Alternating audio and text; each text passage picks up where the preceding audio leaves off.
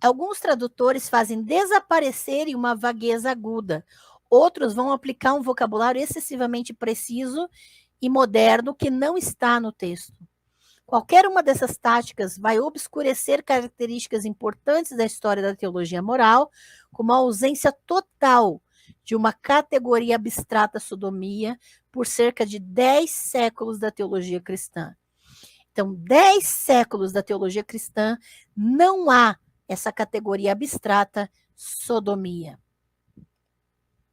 Precisamos avançar para testemunhar o nascimento do termo. Mas antes de fazermos isso de forma responsável, precisamos observar um outro processo que ocorreu paralelamente à leitura errônea de Sodoma. As passagens de Gregório deixam duas coisas claras. A primeira é que a exegese latina, no final do período patrístico, fixou-se uma interpretação sexual do pecado de Sodoma, mesmo que continuasse repetindo as outras interpretações oferecidas pelas Escrituras. Em algumas passagens, embora não todas, o pecado é especificado como de cópula entre pessoas do mesmo sexo. Na maioria das passagens, ele é estigmatizado como um pecado de carne corrompida e luxuriosa. O segundo ponto, o que ainda precisa ser investigado, é que a interpretação de Gênesis 19 foi incorporada a um sistema muito maior de ensino moral sobre um pecado chamado luxúria. O escopo do ensino pode ser visto especialmente em Gregório. Quando Gregório fala de Sodoma e luxúria, ele diz algo bastante específico. Lembra? Falamos do termo, tem que olhar especificamente o contexto de quem está usando esse termo. Para Gregório, a luxúria é um dos 7 principais ou pecados capitais. Ela tem uma certa posição entre os pecados, pois tem certas propriedades e consequências. A leitura errônea de Sodoma se cruzou com a formação de categorizações morais cristãs no Ocidente de língua latina.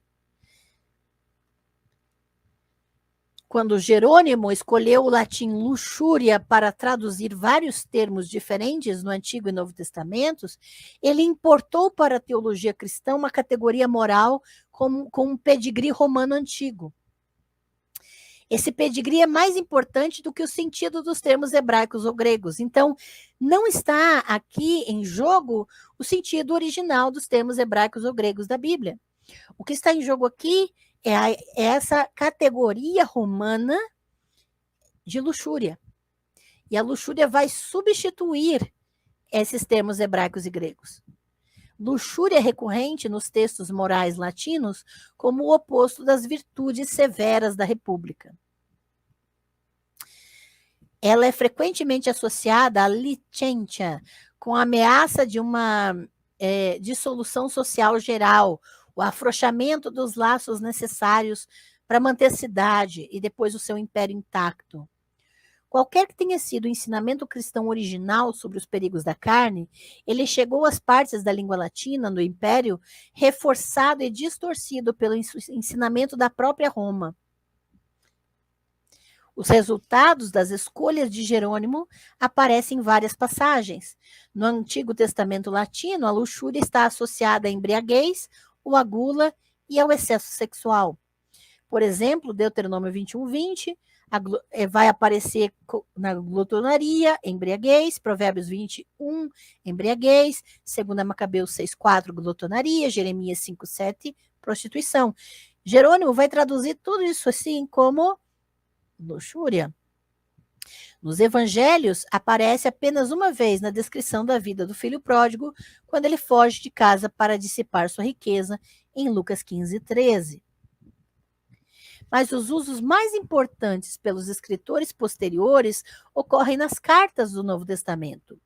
Luxúria vai ser colocada como um termo na lista de pecados na carta aos Gálatas, logo após fornicação e impureza, antes de idolatria, em Gálatas 5:19. Nas cartas atribuídas a Pedro, nas cartas atribuídas a Pedro, luxúria é blasfêmia e os desejos da carne. 1 Pedro 4:4 e 2 Pedro 2:18. E em Judas, logo antes do texto que liga o pecado da sodomia, a cobiça por carne alheia, nós falamos sobre isso nas lives anteriores, a luxúria é apontada como pecado de certos falsos mestres que corromperam a palavra de Deus. Então veja que a tradução latina desses textos vai modificar completamente o que está nas línguas originais.